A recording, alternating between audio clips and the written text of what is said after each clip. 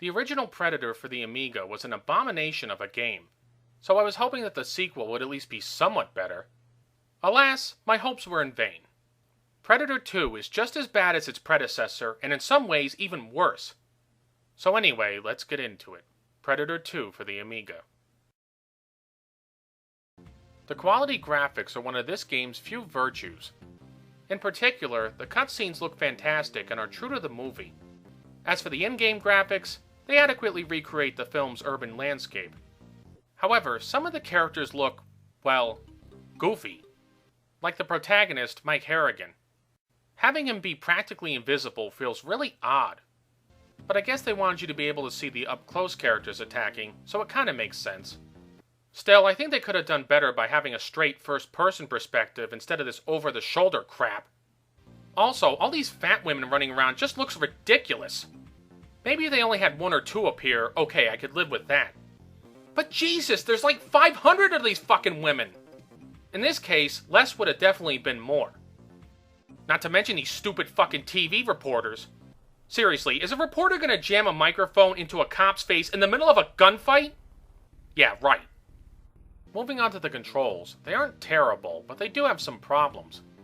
And one of these problems is this melee attack. When a bad guy comes up and you hit the attack button, Harrigan automatically does a melee attack. Unfortunately, that means you can't use your gun and you're vulnerable to gunfire. Yeah, because that's fucking fair, right?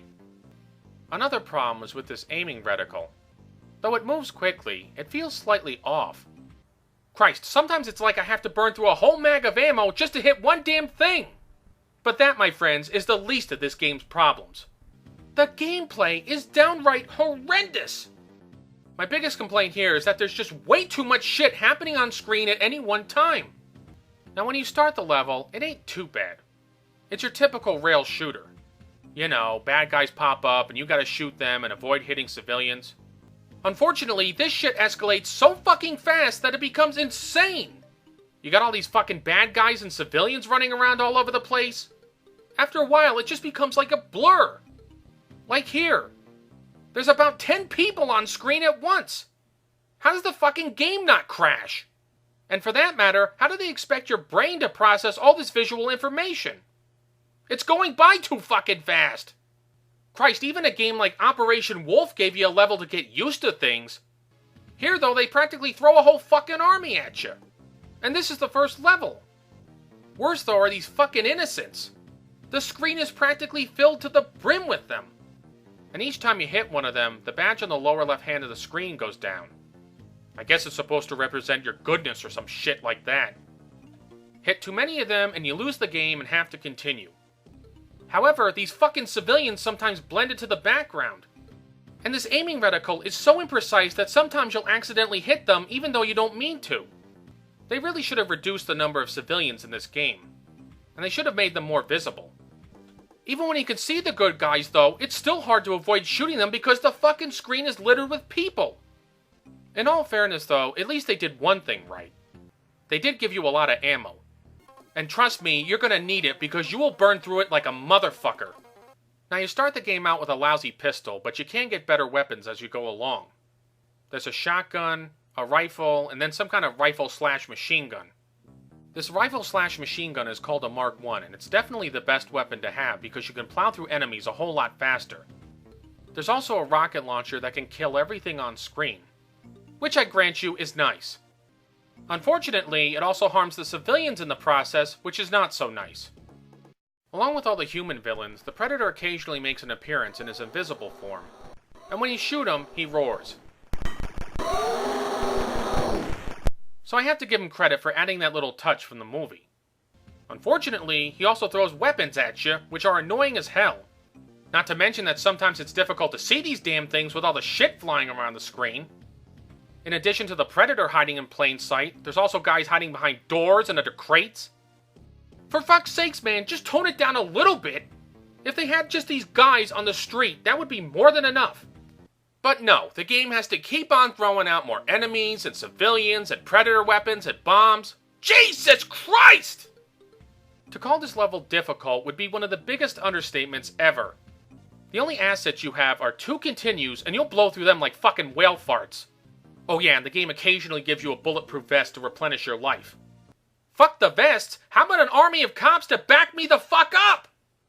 But I guess in the grand tradition of cop games, you gotta go at it all alone. Now if you run out of continues, you lose the game, obviously. This can happen in two different ways though. One is if you hit too many civilians. If you do this, Harrigan is suspended from the force. Though after the fucking war zone he went through, I think a suspension would be a blessing. The other way is if you take too many injuries. In that case, Harrigan is carted off in an ambulance. But get this. He doesn't die.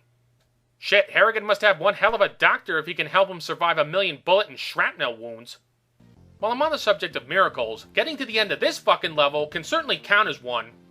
Of course, the fun ain't over yet. Oh no. You have to face a boss. But before you get to this boss, you have to face another 5 billion gang members. Christ, did they recruit every fucking gang member in LA to kill me? Ease up a little bit. Look, I know that a lot of shooters are repetitive, but this is just mind-numbing. So finally, after killing practically every gang member in LA, the boss decides to make an appearance. Well, gee, thanks, it's about fucking time.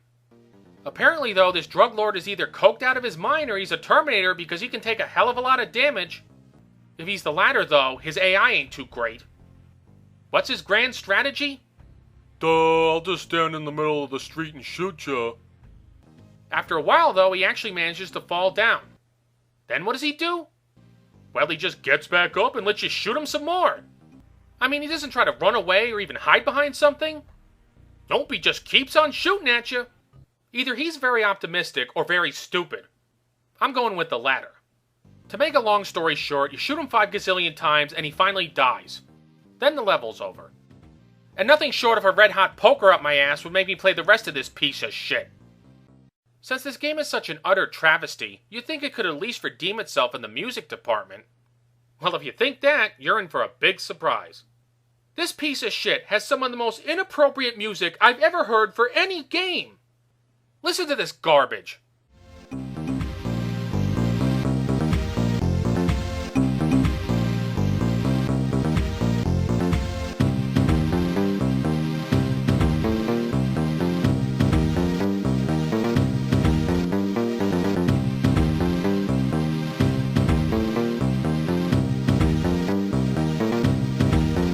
Seriously? Were the game designers deaf? This wouldn't pass muster as fucking elevator music. Not that the sound effects are any better. The gunshots sound like a 5-year-old going pew pew pew. And hitting the magazine sounds like a cowbell. Bar none, this is some of the worst sound design I've ever heard in any game ever. And do you want to know what the biggest laugh of all is?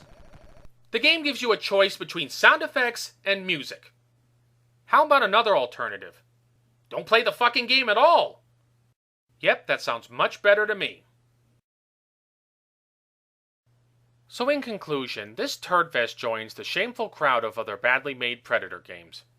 And while there may be some good ones out there, unfortunately they're few and far between. This is Film and Stuff, signing off. Thanks for watching.